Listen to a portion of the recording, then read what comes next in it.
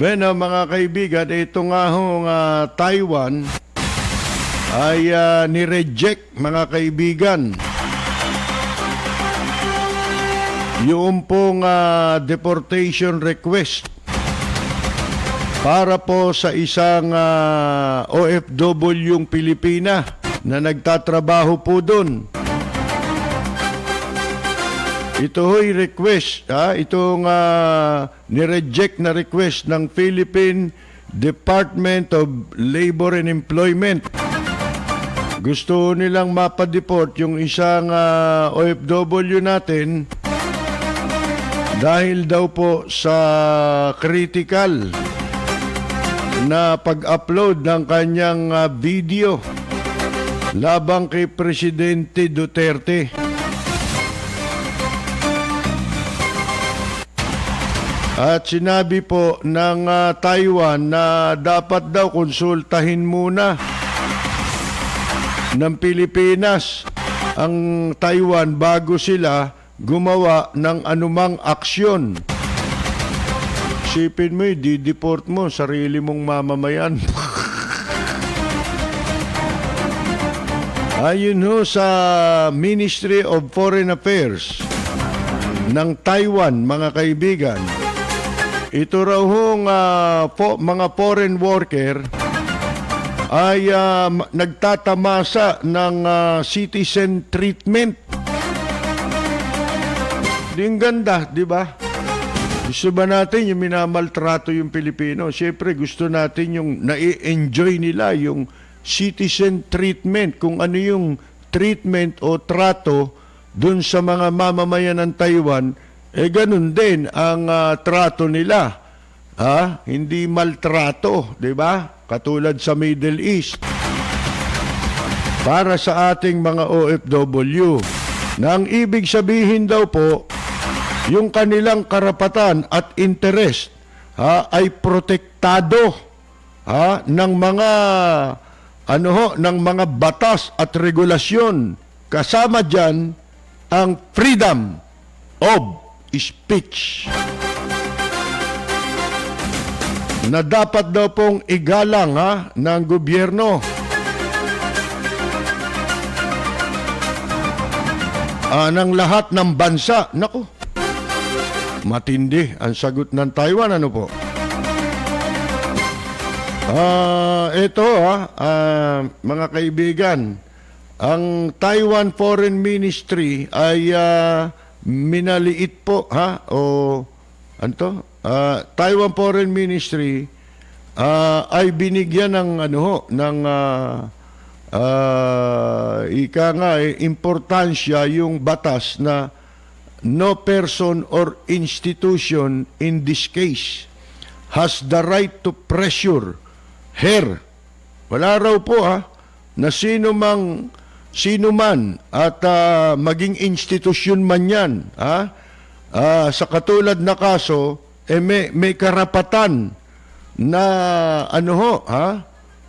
i-pressure yung OFW at yung kanyang employer o kaya yung broker yung nagdala sa kanya ron, di ba? Nor shall she be deported without consultations held between both governments. Ayun. Hindi nila papayagan. Halimbawa, kinausap siya ng embassy ng ating MECO. Yun ang katumbas ng embassy ron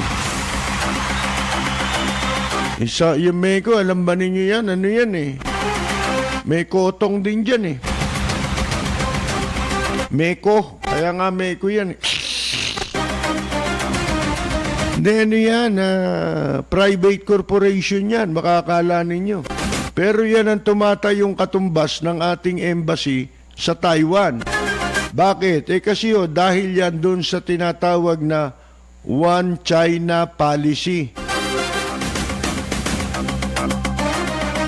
Ano ba nangyari dito? Itong Pilipinang ito na caregiver, mga kaibigan, na sinasabi po ng DOLE na gusto nilang i-deport pabalik dito sa bansang Pilipinas, ito ho'y si Elanel Egot Ordidor. Inakusahan ng pagtatangkang siraan daw si Presidente Duterte at i-destabilize ang gobyerno. Pagkatapos na mag-post ng critical laban sa Pangulo natin sa Facebook. Naku! Sino promotor nito? Di ba ito'y binantaan ni Labor Attaché Fidel Macauyag, ha? Yan pala ang Labor Attaché doon. Yan, ha? Sinabi ho na ang Philippine government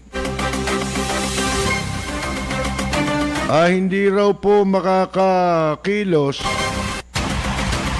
para doon sa deportation ni Oridor.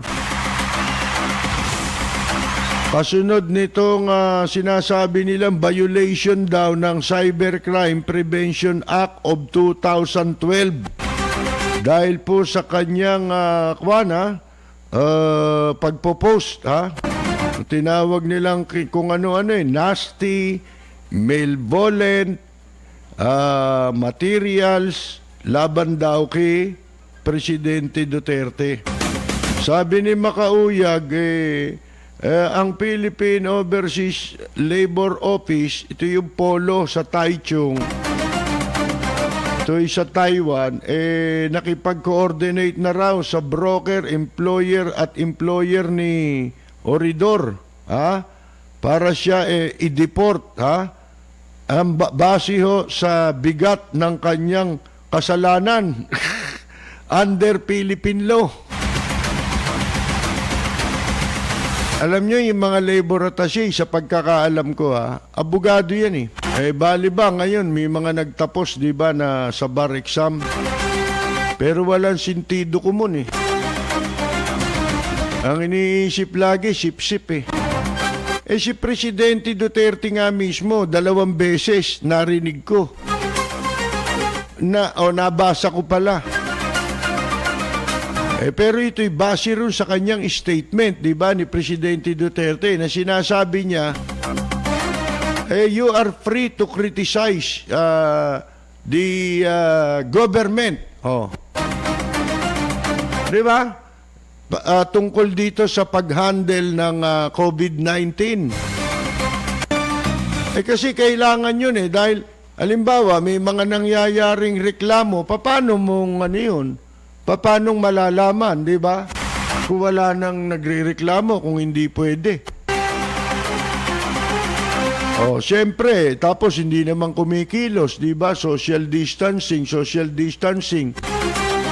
Yung mga mismong government official ang lumalabag dyan Doon lamang sa pamumudmod, yung kahapon, di ba, pinadalan ako ng mga litrato galing sa Dasmariñas, Cavite. Inipon yung mga tao ron, ang dami. Walang social distancing. Meron pa kung saan sa Batangas. Unang-una, ito po yung tao nasa Taiwan Di ba? Philippine laws ang sinasabi natin, dito yun tayo pa nagpapahamak dun sa kababayan natin Ba't hindi mo, payagan, di ba, katulad niyan? Ang mga Taiwanese, sabi ko nga sa inyo, may kakaibang ugali yan, di katulad ng mga taga-China yan. Kaya nga sila nasa Taiwan Ang mamamayan dyan ay pro-democracy yan. Democratic country din yan. Gumagalang sa kalayaan ng pagsasalita. Kaya nila ayaw sa China kasi komunista yon. Walang freedom of speech doon, di ba? Pag komunista.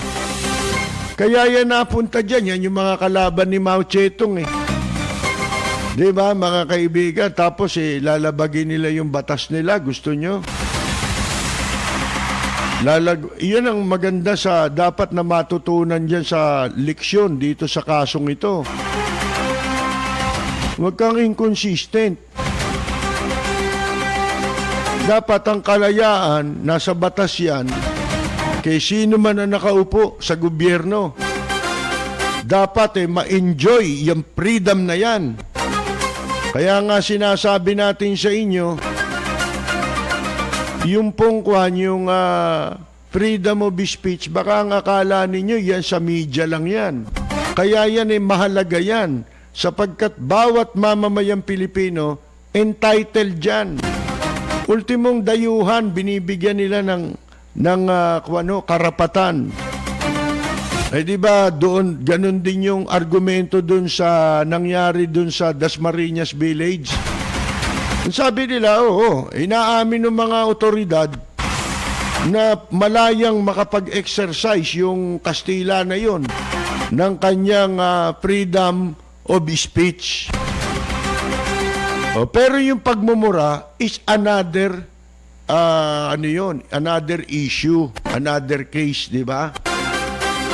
Ma-express mo naman yung freedom mo ng hindi mo pwedeng i-invoke yung kapag yung may ginawa kang kasalanan. Yun. Kaya dapat consistent hindi yung gusto magsip-sip nito Yan sinasabi ko sa inyo, masama sa pagsisip-sip. Ano ibinunga? Kahihiyan. Ang laking kahihiyan. Sipin mo, pati buong gobyerno pinahiya dyan.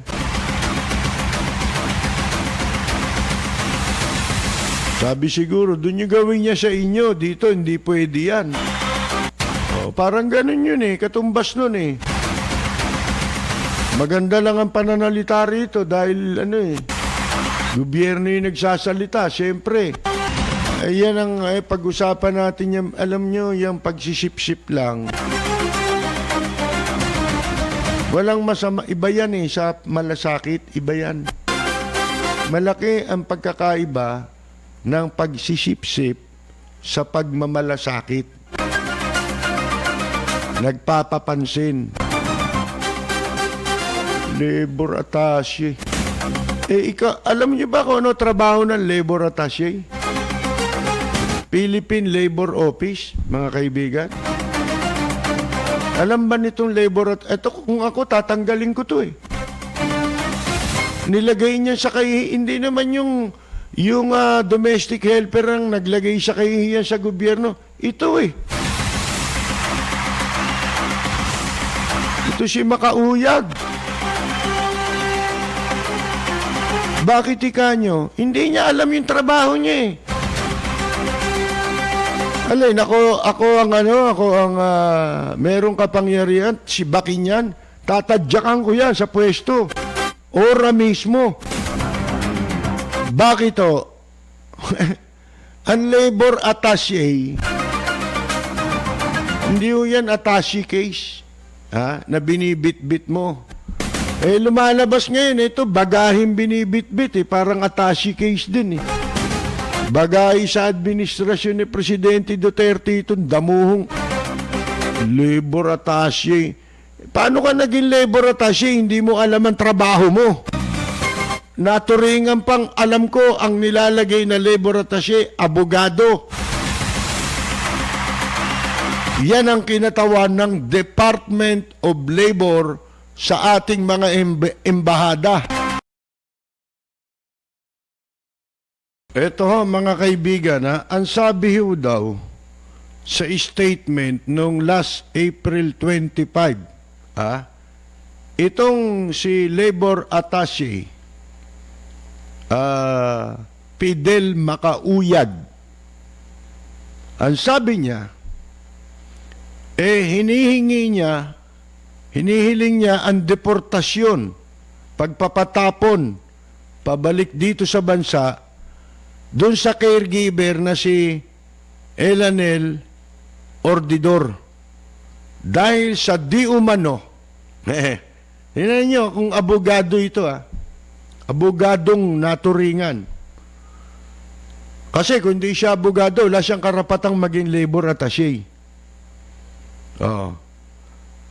Dahil sa di umano, cyber libel over her social media posts Dahil nga daw dun sa ipinost na sa social media, laban kay Presidente Duterte, na ang sabi nito si Macauyag, yan daw naglalayo na, yun daw video na yun, nitong nung caregiver, naglalayo na humakot ng pagkamuhi, ng hatred, sa gitna po nitong COVID-19 pandemic. Ang sabi naman itong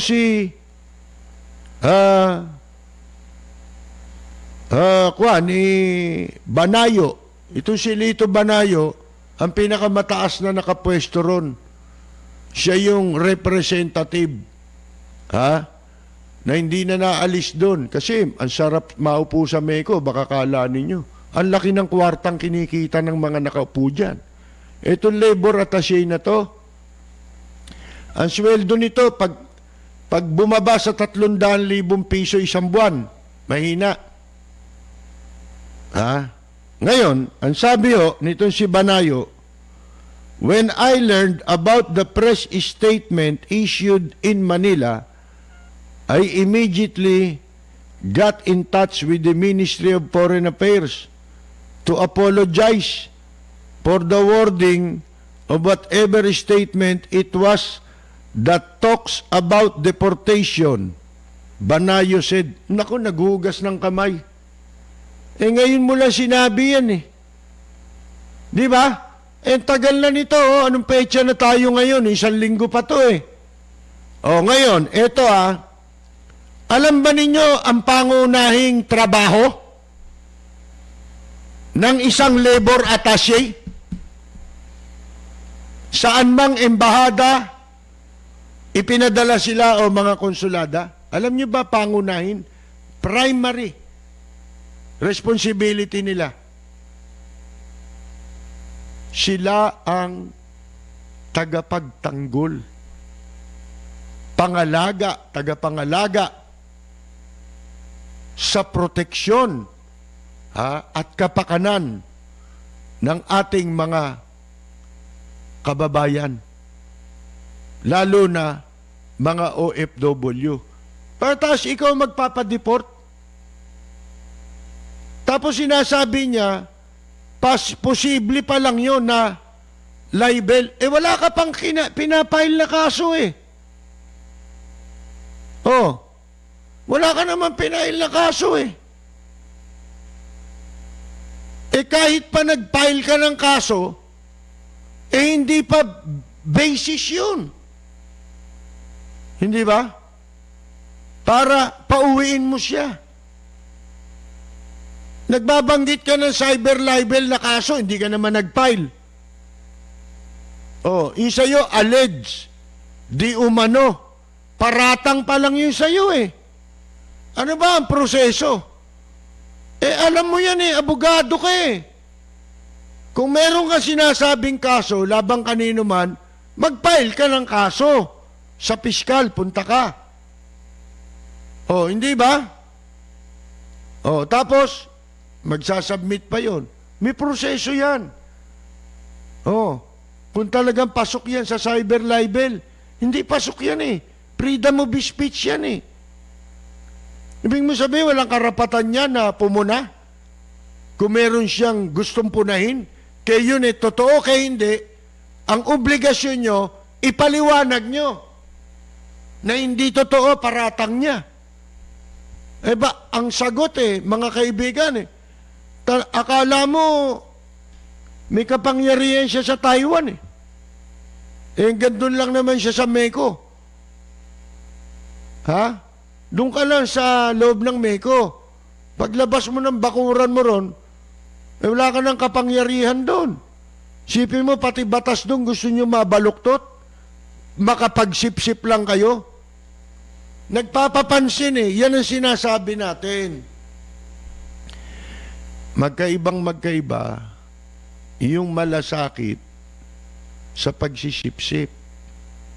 Katunayan, eto, nagdala ng kahihiyan sa ating gobyerno. Dinamay mo pa yung buong gobyerno. Dahil sa ginawa mo, makapagsip-sip ka lang. Hindi ba nung isang araw, o yung 2 weeks ago o last week, yung si Commissioner Rowena Guanzon ng COMELEC, yan din ang paliwanag niya eh. Binabatikos niya yung undersikwat, ba tawag dyan? Sikwat?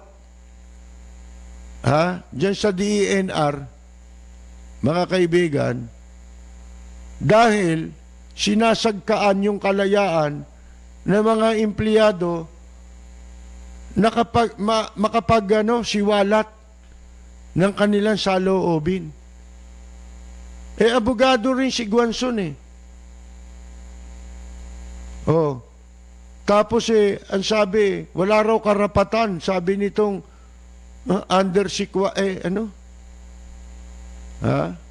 diyan sa DNR na nagmamarunong, mga kaibigan. Akala nyo nag-issue sila yung DNR ng order na bawal yung pinagbabawalan. Dahil hindi mo raw pwedeng kagatin yung kamay ng nagpapakain sa'yo. Pinag-uusapan dito, mga public officer ito eh. Mga public employees yan eh. At ang sabi sa jurisprudence ng batas, mga kaibigan, pag pumasok ka sa gobyerno, hindi kasamang isinusuko mo ang kalayaan mo. Sa pagsasalita. Yung iyong freedom of speech ay hindi nawawala sa iyo kahit nasa gobyerno ka. Pwede ka, maliban na lang kung ikaw ay gusto mo manawagan na magrevolusyon dito sa Pilipinas. Yun, masama yun. Gusto mong magkagulo ang bansa. Hindi naman eh. Masama ba sabihin yung hinaing nila kami hindi natutulungan? Kailangan din namin, ganun. Masama ba yun? Kung lahat minamasama na, ay iba na yan. Katulad nito, tinan mo, naturingang abogado, hindi niya alam ang trabaho niya, supposed to be ikaw ang magtatanggol dun eh. Nasa ibang bansa yun eh. Kaya kayo nilagay sa foreign mission eh. Para masiguro na mapapangalagaan ang interes at kapakanan ng ating mga kababayan, especially mga overseas contract workers o mga OFW, overseas Filipino workers, mga kaibigan. Yan ang pangunahing trabaho ng labat. Tawag pa nga dyan, labat eh. Dapat dito, labatiba eh. Nilalabatiba ito eh. Para matauhan eh. Wala sentido ko mo eh. Tapos ikaw ang gusto mo, maapi yung tao, ikaw ang gigipit doon sa tao. Baliktad. Kaya sabi ko sa inyo, kung ako ang nasa kapangyarihan na pwedeng magtanggal sa pwesto, tatadyakan ko sa pwesto yan. Hindi niya alam ginagawa niya. Ang iniuna, makapagsipsip. Kaya yung pagsisipsip, sabi ko sa inyo, hindi nakakabuti yan. Wala ka namang ginagawang iba dyan. Meron bang accomplishment to dyan sa Taiwan? Bilang labor attaché ng MECO dyan sa Taiwan? Meron naman nagawa ito? Wala. Kaya gusto mapansin. O baka naman gusto niyang palitan si Banayo sa pwesto. Di ba? Siguro, ako naman naniniwala ako, hindi niya gagawin mag-isa yan. Meron pa siyang kasamang mga sip-sip. Kita nyo?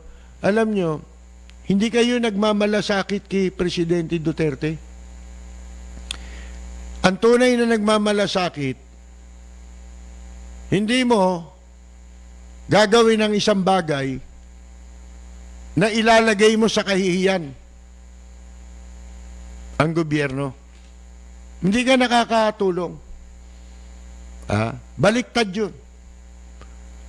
Ang binibigyan mo ng importansya pag sip-sip ka, yung sarili mo.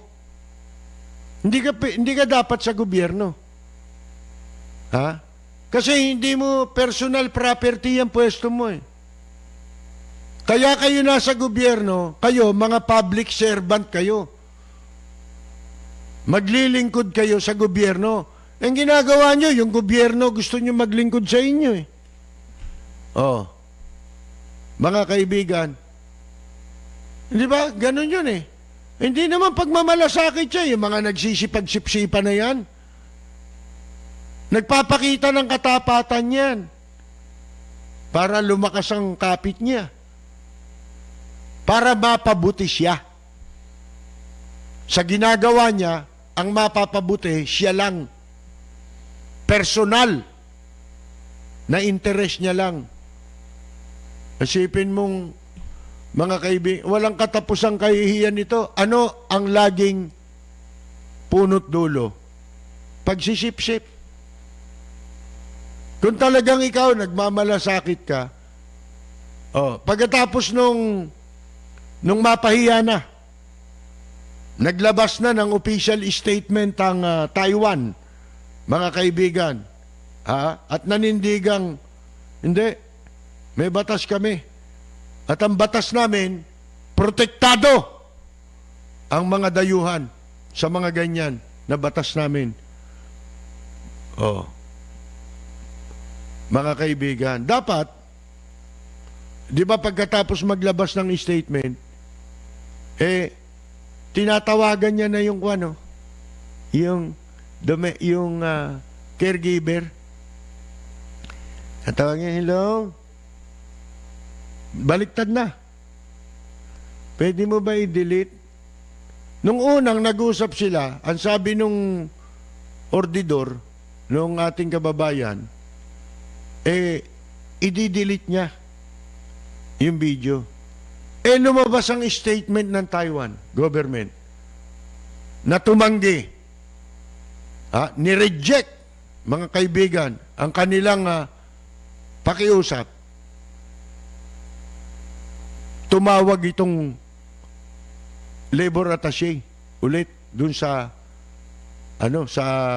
kay ordidor. Kumari daw i-delete. Alam mo sabi sa kanya, hindi na di-delete. Hindi na dinelete tuloy.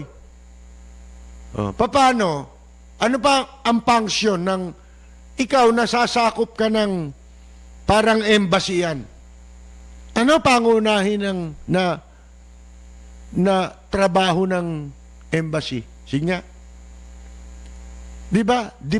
Diplomacy. Kaya nga ang tawag sa mga mga embassy natin, mga diplomats. Di ba?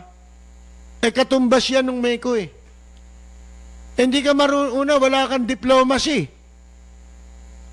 Nakikialam ka, buti hindi ka binabanatan dyan, baka maideklarang persona non grata yan. Pinakikialaman mo, batas ng Taiwan. Pinangihimasukan nyo. Makapagsip-sip ka lang, hindi mo alam, hindi iniisip ang repercussion, yung consequence. Mga kaibigan, di ang laking lalong kahihiyan yan. Parang sinampal tayo dyan. Dito lang, sampal na ito eh. Sino ka damay? Sana kung ikaw lang eh. Sana dinagukan ka na lang nung mga opisyal ng Taiwan eh. Diyan sa Taiwan, pati presidente nila dyan sinasampal. Baka kala mo, minumura harapan ng mamamayan. Di ba ito yung sinasabi ko sa inyo, na merong isang pangyayari, nagkaroon ng kalamidad sa Taiwan. Ilang taon na nakakaraan eh. Hindi kaagad na i-restore yung mga serbisyo sa kuryente, hindi agad na ibalik yan. Dahil sa laki ng pinsala. Alam niyo ba yung hindi ko maalala kung presidente yon o prime minister nila, presidente yata, o prime minister. Sa isang mall nakasalubong siya, may nakakailala sa kanya, pangkaraniwang mamamayan. Pinagmumura, ikaw. Mga kaibigan, tapos gagawin mo yan dyan, magkakalat ka dyan. Papaalam mo pa dyan na kayo ang bumiberdugo sa sarili ninyong mamamayan, kabaliktaran ng inyong trabaho kung ba't kayo nilagay dyan. Kaya nakakahiya na tayo eh. Hindi ba? Ano ba ito? Sabihin ng Taiwan, matatalino yan eh. Hindi na lang nila ine-express ng ganito, pero sila, pag-uusapan nila yan. Tsak na malaking balita na ngayon sa Taiwan yan. Ano sasabihin ng mga mamamayan doon? Loko-loko pala ito eh. Bakit? Isipin mo, pinadala siya rito para proteksyonan yung kapakanan at interes ng kanilang mga kababayan dito. Pagkatapos, sila may gustong gumipit dito sa kababayan nila. Ano ba ito? Mga tao ba ito? Mag-uusap yan, siyempre, di ba? Sino ka dyan sa Taiwan? Sasampalin ka dyan. Kita ninyo yung parliament, di ba? Nagsusuntukan yung kahit babae, nakikipagsuntukan dyan. Matatapang yung mga yan. Pero sa kabila niyan, statement ng Taiwan government? Ano sabi nila? Deportation is the sovereign privilege of the host country.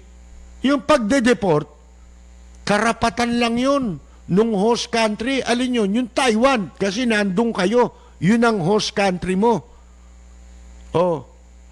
Nothing we can do about their decisions on deportation. Nakita mo mga sinabi, strong. Mga kaibigan, nilecturean tayo. Sana kung ikaw lang yan eh. Ako magtataka pag yan nanatili pa sa pwesto. Mga kaibigan. At wag tayo magulat kung ang Taiwan government mismo madeklara yan na persona non grata para pabalikin dito pag hindi tinanggal yan dyan. Ang laking kahiyan yan, mga kaibigan. Yun ang statement ng ng Taiwan government. Mga kaibigan. Ano pa sabi? Ito no person or institution in this case has the right to pressure. Ito yung binasa natin kanina eh. Her. Lahat sila protected under the law. Yung batas nila ron hanggang ikaw ay nasa Taiwan at wala ka namang nilabag sa batas ng Taiwan, covered ka ng protection sa ilalim ng batas. Mga kaibigan, especially kung yan po ay may kaugnayan sa press freedom o freedom of speech, na ang sabi pa nga nila, dapat igalang na karapatan sa buong mundo. Kaya kita ninyo, Taiwan maunlad. Yung mga bansang hindi gumagalang o binababoy na ang press freedom, ang freedom of speech, hindi uunlad yan na bansa. Mga kaibigan, guguho yan, lalo sa kamukha lang natin na bansa. Guguho ang bansa. Kita ninyo yung mga maliban sa China, komunista kasi yan eh. Hindi naman tayo komunista eh. Tignan mo yung mga malalaking bansa, mauunlad na bansa, gumagalang sa kalayaan eh ng pagsasalita. Pag yan ang nawala sa atin, wala na. Wala na lahat. Huwag ka na mag-expect ng ano pa. Pag yan na nawala, mga kaibigan, tandaan nyo. Ang sakit nitong sinabi ng Taiwan para sa mga nasa gobyerno. Ang sabi nila, ang ganda nung sinabi ng Ministry of Foreign Affairs, the foreign workers enjoyed citizen treatment, which meant their rights and interests were protected by relevant laws and regulations, including freedom of speech, which should be respected by governments of all countries. Yun ho eh. Ang gagandang pakinggan, di ba? Mga kaibigan, nakakahiya pagkatapos sasabihin mo ang kaso nitong, kumpara mo rin sa napakababaw nung kaso. Paano nagkaroon ng kaso? Wala pa nga. Inaakusahan mo pa lang gusto mo maparusahan na? Ma-deport na? Hindi ka pa nga nagpapail ng kaso? Pag nakumbik mo siya, yun, tsaka mo siya siguro pwedeng pauwiin. Pero I doubt na pwede yan. Mga kaibigan, hindi magtatagumpay yan. Kahit na mag-file pa kayo ng kaso laban dun sa caregiver na kababayan natin, I doubt. Mayroon pa nga masakit na sinabi yung caregiver eh. Alam mo, ano sabi nung caregiver? Bakit yan si Sasot, si Uson? Meron pa. Pinoy ako, mga ganon. Pinagbabanggit niya eh. Bakit tanya nung sila binabalahura si Vice President Leni Robredo? Hindi sila nagsasalita. Walang cyber libel. Kita ninyo. Isipin mo, kalaban mo lang labor attaché ka eh. Hindi mo na masagot. Alam mo raw sabi nung labor attaché, ay sige ho Nagpaalam na nung kausap siya sa telepono. Mga kaibigan, tinawagan niya para ulitin niya na napahiya na siya rito, naglabas na ng statement ng gobyerno ng Taiwan. Siguro inutusan siya ni Banayo, kausapin mo na yon. Baka mamaya kausapin pa ng gobyerno yan ng Taiwan Baka kayo ireklamo niyan. Para kayo madeklarang persona non grata dyan. Nakikialam kayo sa affairs ng Taiwan government. Pakikialam yan. Sipin mo, gagawa kayo ng deportation proceeding nang hindi alam ng gobyerno nila. Ang kinukumbinsa, yung broker, siyempre, kasi nga may lagayan dyan sa Ameco kilala nila yung mga broker dyan Yun yung lumalabas na recruiter. Mga kaibigan, may laki ng lagayan dyan. Ang daming pera dyan sa Taiwan. Mga kaibigan, alam ko yan Matagal na. Oh. Akala ninyo, yung sa ibang panahon, ewan ko ngayon na, kita mo, malakas si Banayo kasi hindi siya natatanggal eh. Alam ba ninyo, sa panahon ni Presidente Ramos, hanggang sa mga sumunod sa kanya, maliban sa kasalukuyan, ang pwede lang maupo sa Taiwan, malapit sa kusina. Yung sinasabi, malapit ka sa kusina, nandun ka, inner circle ka. Minsan nga, may mga kamag-anak pa yata nalalagay dyan. Meron akong isang kaibigan magiging director yata siya dyan sa MECO. Ang laki ng pera, baka kala ninyo. Yung sweldo, baliwala yun. Ang pinakamababang sumusweldo dyan, 300,000 piso. Pinakamababa yun. Kung ikaw yung representative, milyon. Mga kaibigan.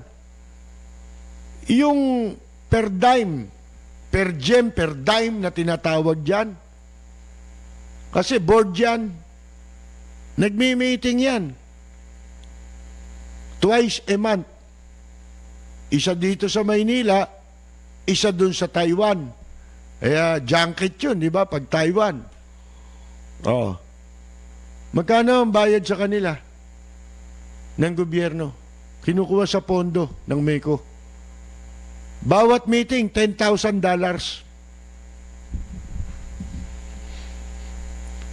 Per dime lang yun. Hindi sweldo yun. Per dime. Per gem. Tawag nung iba. Ewan ko kung alin doon ang tama. Basta ganun din yun. Importante, naintindihan.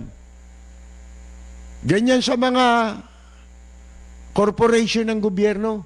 May per dime. Dito rin, ganyan yan Director ka sa mga government corporation. Yan ang gatasan mga kaibigan. Kasi hindi tayo pwede magtayo dyan ng official embassy natin. Dahil sa tinatawag na One China policy. Kinikilala ng Pilipinas yung policy na yun.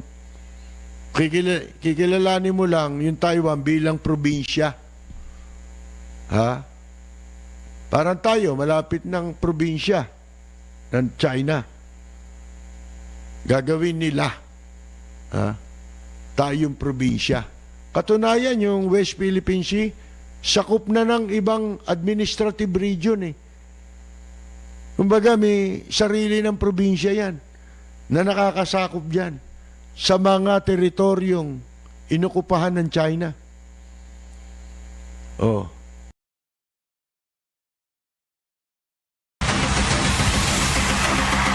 Iko-correct ko lang yung nabanggit natin kanina, hindi pala bahagi ng statement ng Taiwan yon, kundi kasama dun sa apology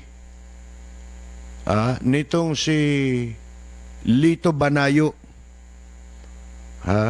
Mga kaibigan, ito, nag-apologize o humingi ng paumanhin ang MECO, yung Manila Economic Cultural Office natin, sa Taiwan. Ang sabi ni Banayo, sabi niya, nag-issue raw ng paumanhin itong si Banayo tungkol nga dun sa na-reject yung kanilang pakiusap na ma-deport itong Filipino worker. Ngayon, tinatanggi nila mga kaibigan binabago nila yung tenor kumpara doon sa dati. Ini-insist nila deportation. At ang gagawa ng deportation, sila. Ano yan?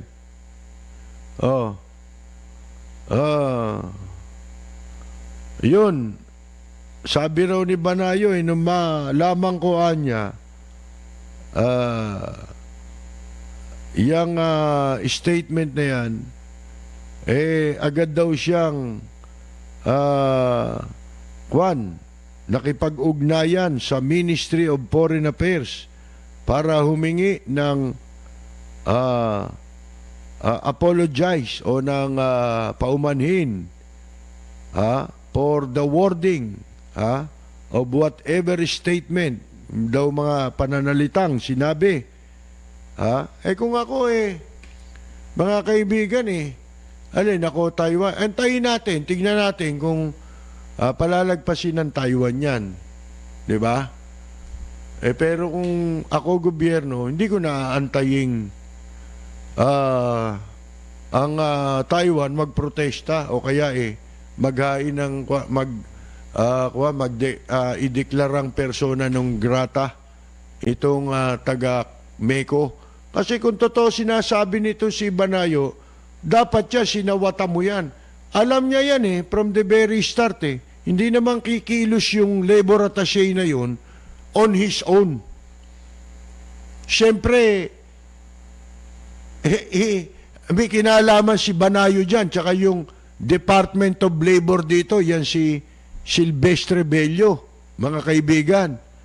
Lumabas sa dyaryo lahat yan bakit inantay nyo na i-reject ng Taiwan government kung hindi totoong suspecha natin? Dapat di nyo na inantay. Hoy, ano yung mga pinaggagawa mong yan? Hindi ba alam mababastos mo yung Taiwan dyan? Kasi gagawa ka ng sarili mong proceedings laban doon sa isang kababayan natin at hindi mo ba nalalaman na ang trabaho mo dyan ay pangalagaan ang kapakanan at interes ng ating mga kababayan, lalo na parang Marcos din, yung mga kababayan nating OFW. Kaya sabi pala ni Banayo, siya pala nagsabi nitong deportation is the sovereign privilege. Ba't ngayon mo lang sinabi yan? Of the host country.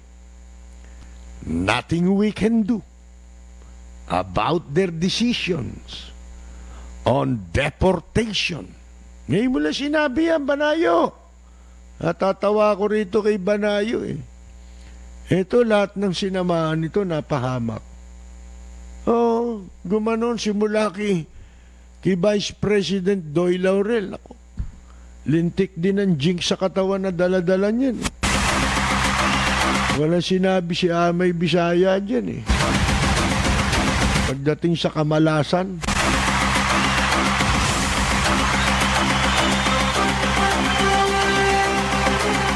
At ito pa sabi sa kanilang pasulat daw sa kanyang statement, Banayo admitted that the incident involving Ordidor may have left the impression that Filipinos abroad could no longer be critical of the Philippine government. That is, sabi niya, a regrettable offshoot of this. Yan na niya nakalungkot. But he assured that he would not support any curtailment of freedom of expression among Filipinos in Taiwan. Sa Taiwan lang, hindi raw niya susuportahan ang anumang pagsagka, pagsikil sa kalayaan ng pamamahayag sa mga Pilipinos sa Taiwan lang. Sa iba pwede. Sa iba, susuportahan niya. Doon niya lang hindi susuportahan. I'd like to assure our countrymen in Taiwan, 160,000 of them, I would be the last person to countenance any curtailment of freedom of expression. Gandang pakinggan, ano po? Kaya lang, di totoo eh. Makikita nyo, hugas kamay na eh. Nakakahiya eh. Kasi sabi ng Taiwan, ay, hindi namin ginagawa yan. Pinahahalagahan namin ang aming ang batas at tinatamasa ng mga tao ditong nasa Taiwan, including yung mga OFW, ang aming mga batas. Lalo na ang freedom of speech, expression, na dapat, sabi pa ng Taiwan, dapat ay iginagalang ng lahat ng gobyerno sa buong mundo.